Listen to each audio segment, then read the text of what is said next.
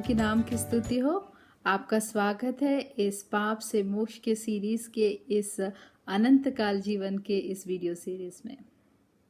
आज की इस वीडियो में मैं आपको अनंत काल जीवन के बारे में बात करना चाहती हूँ। उसके पहले जो आप पूरी वीडियो सीरीज देख रहे होंगे तो मैंने प्रभु यीशु मसीह के दूसरे आगमन के बारे में कोई वीडियो नहीं बनाया है, लेकिन मैं आपसे विनती करूंगी कि आप परमेश्वर के वचन जरूर पढ़ें। प्रभु यीशु मसीह क्रूस पे मारा गया, तीसरे दिन जी उठा। उसके बाद अपने लोगों को, शिष्यों, कई लोगों के सामने प्रभु ने अपने दर्शन दिया, उनसे बातें की, उनके साथ समय बिताया। उसके बाद प्रभु यीशु मसीह का स्वर्गारोहण हुआ और प्रभु ने कहा कि प्रभु शीघ्र वापस आने वाला है अपनी कलीसिया को अपने साथ ले जाने के लिए। पर कलीसिया मतलब परमेश्वर के जन, वो जन जो प्रभु यीशु को अपने जीवन में उद्धारकर्ता होकर स्वीकार किए, अपने पापों की मुक्ति पाए हैं और जो प्रभु के वचन अनुसार जीवन बिता रहे हैं, परमेश्वर की कलीसिया है। उस कलीसिया को लेने के लिए प्रभु यीशु मसीह शीघ्र आने वाला है, तो हर पल हम तैयार खड़े रहे। ये छोटा सा संक्षिप्त बात जो मैंने इस वीडियो सीरीज में आपको बस बताया है। परमेश्वर का वचन पढ़िए, प्रभु यीशु मसीह का दूसरे आगमन के बारे में और आप जान सकते हो। लेकिन आज का विषय है अनंत काल का जीवन। हमारे इस दुनिया में जीवन के बाद हम सबको अनंत काल का जीवन मिलेगा। अनंत काल का जीवन स्वर्ग में परमेश्वर के साथ या फिर नरक में। अनंत काल का मतलब क्या है? जो कभी खत्म ही नहीं होता। आप जब मैथ्स पढ़ते हो, एक लाइन बनाते हो तो वहाँ इनफाइनाइट लाइन करके कहा जाता है, मतलब वो लकीर जो खत्म ही नहीं होता। वैसे अनंत काल मतलब ऐसा जीवन जो कभी खत्म ही नहीं होगा।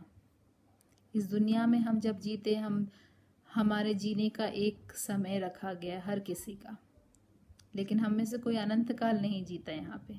लेकिन हमारे जीवन के बाद परमेश्वर कहता है, वचन कहता है, अनंत काल का जीवन है। पिछले वीडियो में आपने देखा होगा, प्रभु का वचन में कहा कि जो मुझ पे विश्वास करता है वो अनंत काल का जीवन पाएगा। तो एक है स्वर्ग, एक है नरक। तो परमेश्वर का वचन क्या कहता है? कौन कौन लोग स्वर्ग में होंगे, कैसे टाइप के लोग स्वर्ग में होंगे और कैसे लोग नरक में जाएंगे। तो परमेश्वर के वचन से कुछ बातें हम देखेंगे, लेकिन उसके पहले मैं ये बताना चाहती हूँ कि स्वर्ग क्या है। स्वर्ग जो है बहुत ही खूबसूरत जगह है जो परमेश्वर ने हम सभी के लिए बनाया है, जहाँ परमेश्वर का वास होता है। वहाँ चारों तरफ परमेश्वर का प्रेम, शांति, आनंद ही आनंद है। वहाँ कोई रोएगा नहीं, आंसू नहीं रहेगा, कोई बुराई नहीं रहेगी। सिर्फ परमेश्वर का आनंद और खुशी हम अपने जीवन में अनुभव करेंगे। और नरक उसका बस विपरीत चीज है। स्वर्ग में जो खुशी है, तो यहाँ पे नरक में क्या है? सिर्फ आंसू ही आंसू है। इतनी बुरी जगह है जहाँ पे कोई भी नहीं जाना चाहेगा, अपने दुश्मन को भी नहीं देखना चाहोगे। परमेश्वर का वचन कहता है जो नरक है वो एक आग की झील के समान है। वहां नाना प्रकार के अजीबो गरीब प्राणी होंगे। वहां पे दर्द, दुख, आंसू, अंधेरा, कुड़कुड़ाना, दांत का घिसना, यही होगा वहां पे। अब आप सोच रहे होंगे कि इतनी बुरी जगह परमेश्वर ने बनाया क्यों? परमेश्वर ने नरक को हमारे लिए, आपके लिए नहीं बनाया है। परमेश्वर ने नरक को शैतान के लिए और उसके दूतों के लिए बनाया है। लेकिन मनुष्य ने पाप किया, पर पाप से बचाने के लिए प्रभु यीशु मसीह ने रास्ता खोला, खुद अपना जीवन दिया और कहा कि जो मुझ पे विश्वास करेगा और मेरे रास्ते पे चलेगा, उन्हें मैं अनंत जीवन दूंगा। प्रभु का एक वायदा है हम सबके साथ। लेकिन हम उस परमेश्वर को नहीं जाने, प्रभु यीशु को अपने जीवन में अपनाए नहीं, अपनी पापों की क्षमा नहीं पाए, तो हम क्या हुए? हम उस शैतान की बात को मानने वाले, शैतान के रास्ते पे अंधेरे में चलने वाले हुए। और अंधेरे में चलने वाले कहाँ उनका अंत होता है? अंधेरे में ही होता है। शैतान हर किसी के पीछे लगा रहता है, भले वो पापी हो विश्वासी हो, उसके बस एक ही उद्देश्य रहता है कि मैं इसे परमेश्वर के करीब जाने ना दूं, परमेश्वर को जानने ना दूं, दुनिया की बातें में उलझाए रखूं, अंधेरे में रखूं, झूठी बातों में फंसाए रखूं। वो आखिरी में यही चाहता है कि आप स्वर्ग ना पहुंचे। लेकिन प्रभु यीशु चाहता है कि आप सब स्वर्ग में परमेश्वर का तैयार किया उस भवन में परमेश्वर के साथ अनंत काल वास करें। और उसके लिए प्रभु जो भी जरूरत है हमें दिया है, अपना जीवन दिया, वचन दिया, पवित्र आत्मा दिया। जो भी प्रभु यीशु मसीह पे विश्वास किया, पापों की क्षमा किया, उन्हें प्रभु यीशु में अनंत जीवन मिलता है। सिर्फ वो करने के बाद मेरा पूरा काम खत्म हो गया, मैंने तो यीशु को स्वीकार कर लिया, पाप क्षमा मिल गया, अब कुछ नहीं बोल के बैठ जाने से नहीं होगा भाइयों बहनों। परमेश्वर का वचन कहता है बहुत सी चीजें। परमेश्वर के वचन से कुछ कुछ बातें मैं आपको बताना चाहती हूँ। पूरी बातें तो मैं नहीं बता पाऊंगी इस वीडियो में, पर कुछ बातें जरूर बताना चाहती हूँ जो परमेश्वर ने कहा है अपने राज्य के बारे में, कि कौन परमेश्वर के राज्य में प्रवेश करेगा। परमेश्वर का वचन कहता है पवित्रता के बिना कोई परमेश्वर को देख नहीं सकता। तो भाइयों बहनों, पवित्र होना बहुत जरूरी है। और ये आप देखोगे इब्रानियों 12:14 में, मत्ती 5:8 में। परमेश्वर का वचन कहता है मत्ती सुसमाचार 5:3 में, जो मन के दीन हो वो परमेश्वर के राज्य में प्रवेश करेंगे। मन के दीन होना बहुत जरूरी है। परमेश्वर जो नफरत करता है वो है घमंड से। शैतान भी जो बना वो कैसे बना, उसने घमंड किया। परमेश्वर नहीं चाहता है। परमेश्वर का वचन हर जगह बोलता है अपने आप को नम्र रखो, अपने आप को नम्र करो, दूसरों को अपने से बढ़कर मानो, दूसरों की सेवा करो। ये प्रभु यीशु मसीह हमें सिखाते हैं। प्रभु यीशु मसीह खुद इस दुनिया में थे तो दूसरों की मदद की, दूसरों की सेवा की। खुद एक परमेश्वर होने के बावजूद भी अपने शिक्षकों का पैरों को उन्होंने धोया। हमें सिखाया कैसे हम दूसरों को सर्व करना चाहिए, दूसरों की मदद करना चाहिए, अपने आप को नम्र करना चाहिए। प्रार्थना में भी हमने देखा कि परमेश्वर चाहता है कि हम नम्रता से परमेश्वर के सामने प्रार्थना करें। जो नम्र और दीन है वो परमेश्वर के राज्य में प्रवेश करेंगे। परमेश्वर का वचन मत्ती सुसमाचार 5:10 में ऐसा लिखा है, धन्य है जो धर्म के कारण सताए जाते हैं, और क्योंकि स्वर्ग का राज्य उन्हीं का है। परमेश्वर के नाम के कारण अगर आप सताए जा रहे हो तो अपने आप को आप भाग्यशाली समझे, क्योंकि परमेश्वर का राज्य आपके लिए है। जो परमेश्वर की इच्छा के अनुसार चलता हो वो परमेश्वर के राज्य में प्रवेश करेगा। ये आप दे सकते हो मत्ती 7:21 में। आप अपनी बुलाहट को जाने। बुलाहट मतलब क्या होता है? परमेश्वर हम सबको किसी ना किसी उद्देश्य से बुलाया है। बुलाया है मतलब आप इस पृथ्वी में, इस दुनिया में जन्म लिए हो, इसके पीछे परमेश्वर का मकसद है। परमेश्वर चाहता है कि आप और मैं परमेश्वर के लिए कुछ करें। वो जो चीज हमसे चाहता है उसे बोलते हैं बुलाहट। परमेश्वर ने मुझे किसी चीज के लिए बुलाया है, आपको किसी चीज के लिए बुलाया है, लेकिन हर चीज का रास्ता एक ही की ओर जाता है, परमेश्वर के राज्य की ओर। परमेश्वर के राज्य की ओर जाता है। तो हम सबको एक बुलाहट है परमेश्वर के द्वारा। उस बुलाहट को हमें जानना बहुत जरूरी है, और उस बुलाहट के अनुसार चलना जरूरी है, और उस बुलाहट को पूरी करना भी जरूरी है। ये आप देखोगे 2 पत्रस 1:10 और 11 में। अपनी बुलाहट को जाने। बहुत से मसीह लोग ये चीज मिस कर जाते हैं। उद्धार पा लेते हैं, प्रभु यीशु को जान लेते हैं, पवित्र आत्मा पा लेते हैं, पर अपनी बुलाहट को नहीं जानते, और प्रभु जो उनसे चाहता था, जिसके पीछे वो इस दुनिया में है, वो नहीं जान पाते और वो नहीं करते। तो बहुत जरूरी है भाइयों बहनों अपनी बुलाहट को जानना और उसे प्रभु यीशु मसीह की सहायता के द्वारा पूरी करना। परमेश्वर का वचन कहता है दूसरों की मदद करो। आप जब पढ़ोगे मैथ्यूस 25:34-46 आप पढ़ोगे, मत्ती सुसमाचार 25वां अध्याय में आप पढ़ोगे, तो आप देखोगे कि परमेश्वर कहता है कि जब मैं भूखा था तुमने खाना नहीं दिया, वस्त्र नहीं था, तुमने वस्त्र नहीं पहनाया। जब मैं बंदी गृह में था तो मुझे देखने नहीं आए। तो लोग पूछेंगे कि परमेश्वर कब आप मेरे सामने आए। तो परमेश्वर इन वचनों से क्या कहना चाहता है? ये कहना चाहता है तुम मदद करो दूसरों की। कोई गरीब को देखते हो तो मदद करो।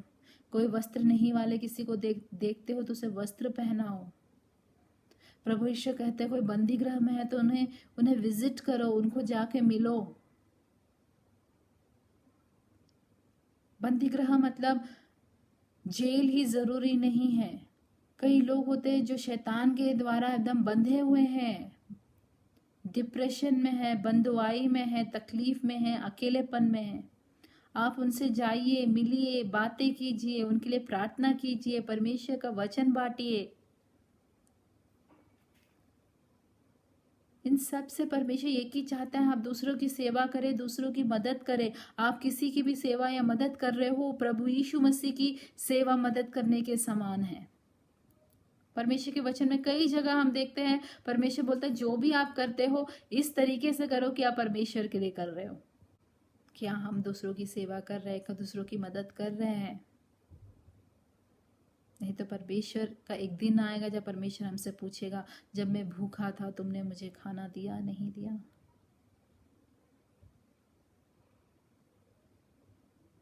दूसरों की सेवा करना परमेश्वर की सेवा करने के समान है। दूसरी बात यह है कि हम अपने हृदयों को देखें।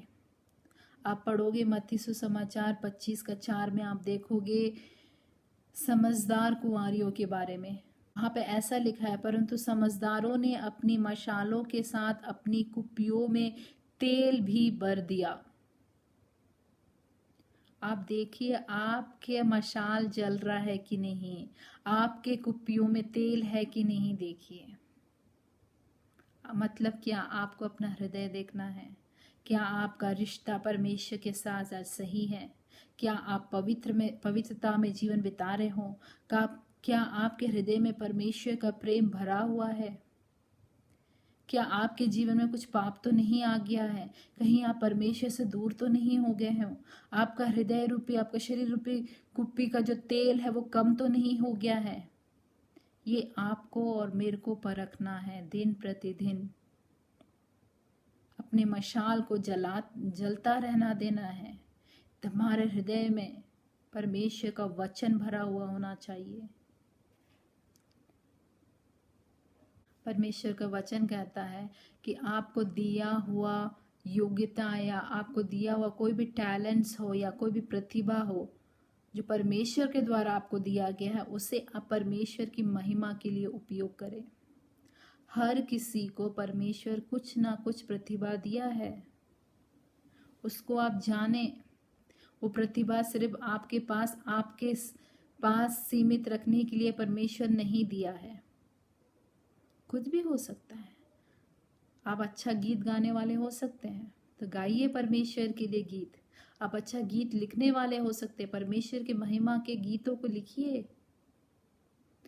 आप देख सकते हैं परमेश्वर के वचन पुराने नियम में दाऊद के बारे में। दाऊद क्या था? एक चरवाहा था। एक प्रतिभा थी उसके अंदर। लेकिन आप देखते हो जब परमेश्वर की अनॉइंटिंग, परमेश्वर का जो अभिषेक उस दाऊद के ऊपर आ जाता है, उस प्रतिभा को वो यूज करके वो बड़े बड़े काम करता है।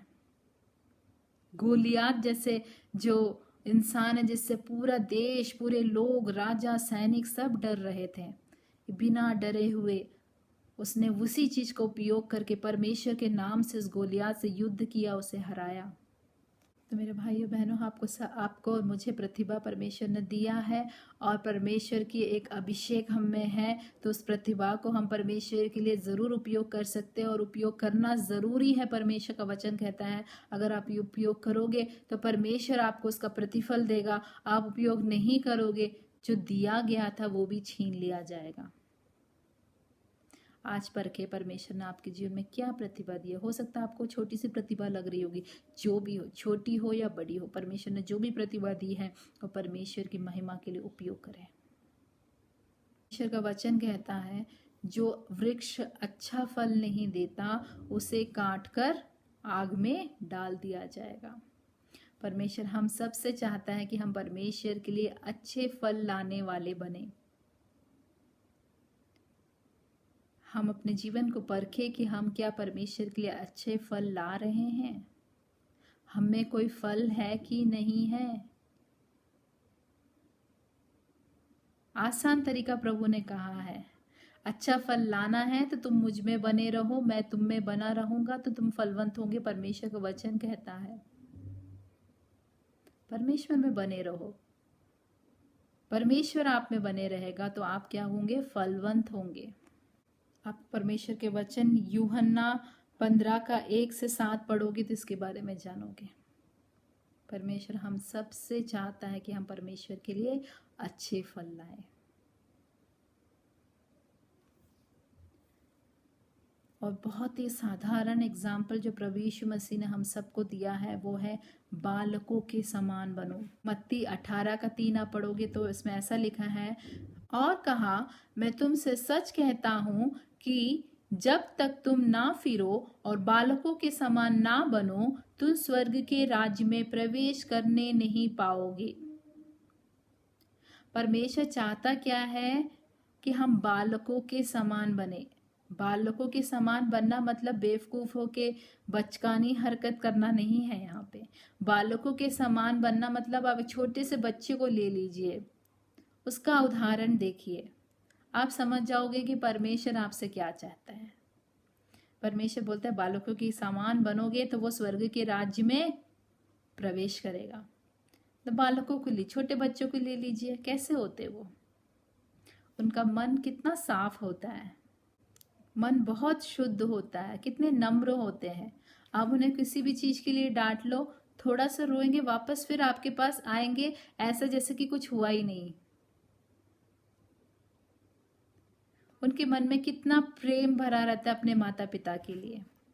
माता पिता जो बोलते हैं वो लोग मानते हैं। कहीं अपने दोस्तों के साथ कुछ चीज में अनबन हो गई तो तुरंत अपने माता पिता को आके बताते हैं। कुछ भी चीज अपने पेरेंट्स से छिपाते नहीं है। अपने दोस्तों के सामने भी जाते हैं, वो लोग कुछ गलत व्यवहार करते तो बच्चे क्या बोलते हैं? मैं जाऊंगा अपने पापा मम्मी को बताऊंगा, उनको बताऊंगा तो वो देखना तुमसे जरूर पूछेंगे। कितने जल्दी वो दूसरों को माफ कर देते हैं, कितने जल्दी वो विश्वास करते हैं। पेरेंट्स को एक गाइड के समान देखते हैं, उनसे बिना पूछे कुछ नहीं करते, उनसे बिना पूछे कहीं जाते नहीं है। पेरेंट्स जैसा करते हैं उसी को देख के बच्चे भी सीखते हैं।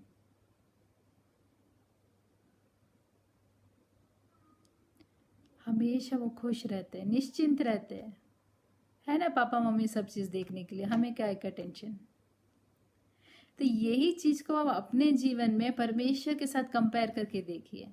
क्या हम उन बच्चों के समान परमेश्वर पे हर चीज पे आश्रय करते हैं? क्या हम परमेश्वर के पास हर छोटी सी बड़ी चीजों को लाके रखते हैं?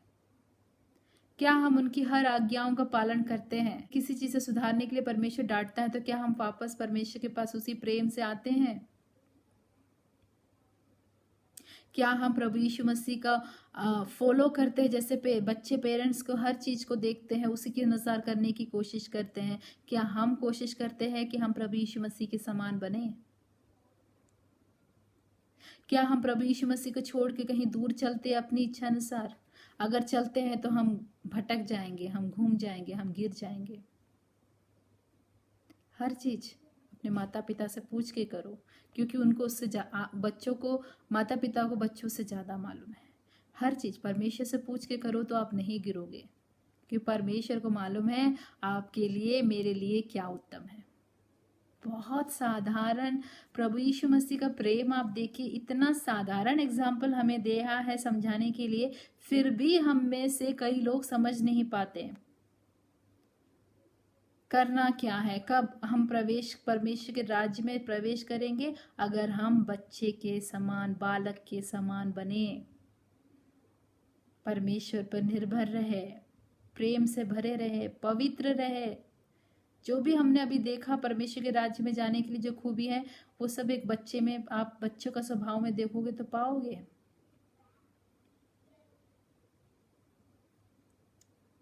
और नरक के बारे में मुझे ज़्यादा आपको कहने की ज़रूरत नहीं है। आप इतने चीज़ें जो मैंने स्वर्ग के बारे में बताया, वो चीज़ अगर आप नहीं कर रहे हो, आप या मैं नहीं कर रहे हैं, तो हम कहाँ नरक में जाएंगे। कुछ चीज़ें जो मैं बताना चाहती हूँ है कि अगर हम या आप परमेश्वर का इनकार किए तो नरक जाएंगे। जब सताव हमारे जीवन में आता है तो हम परमेश्वर का इनकार ना करें। जो परमेश्वर का इनकार करेगा, प्रभु यीशु मसीह भी पिता के सामने हमारा इनकार करेगा। कितनी भी दुख तकलीफ आए, कितने भी सताए जाए, पर परमेश्वर का इनकार नहीं करना है।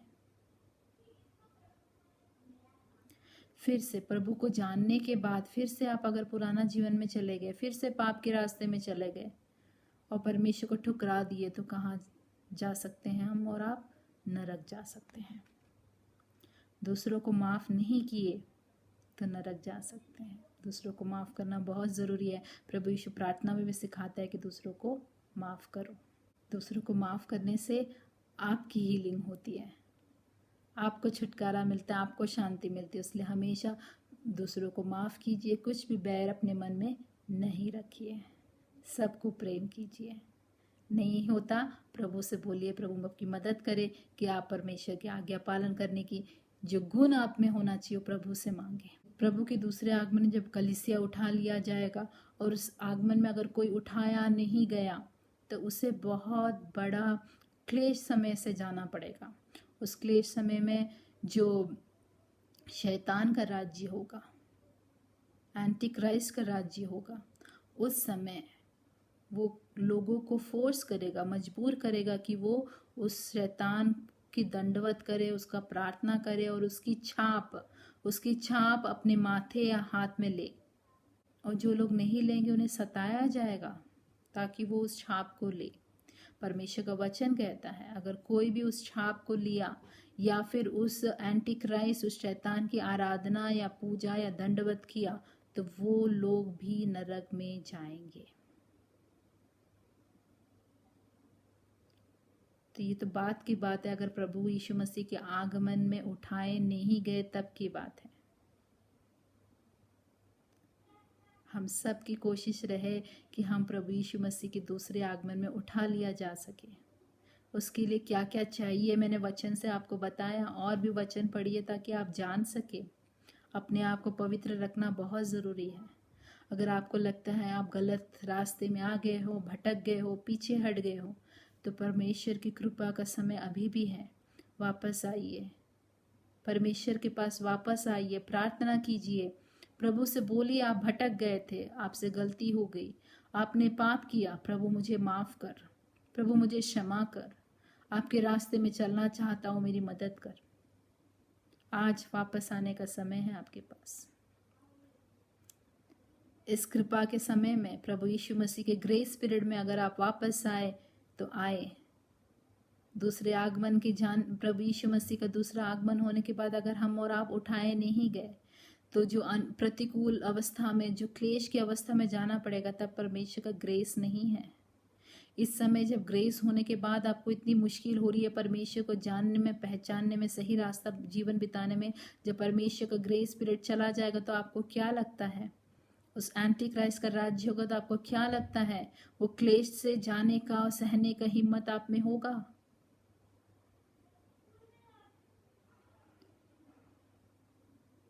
अभी जो है प्रभु का कृपा का समय है, प्रभु का आगमन निकट है। भाइयों बहनों, हम अपनी गलतियों को, पापों को प्रभु के सामने माने, अपना पुराना जीवन हटा के प्रभु यीशु में नया जीवन बिताए और प्रभु वचन में जो कहता है उसके अनुसार जिए, ताकि प्रभु यीशु मसीह के दूसरे आगमन में हम सब उठा लिया जा सके। उम्मीद करती हूँ आज का ये अनंत काल का जीवन आपको एक नई दिशा दिखाया होगा कि क्या चीज़ें करना चाहिए, क्या नहीं करना चाहिए, प्रभु हमसे क्या चाहता है और हम कहाँ खड़े हैं। यह आपकी आंखों को खोला होगा। ये वचन जो है आपके हृदय में कार्य किया होगा, मैं विश्वास करती हूँ। और ये वचन परमेश्वर में आपको वापस आने में, आगे बढ़ने में, परमेश्वर के लिए कार्य करने में आपको प्रोत्साहित करे। प्रभु यीशु मसीह आपको आशीष दे। God bless you.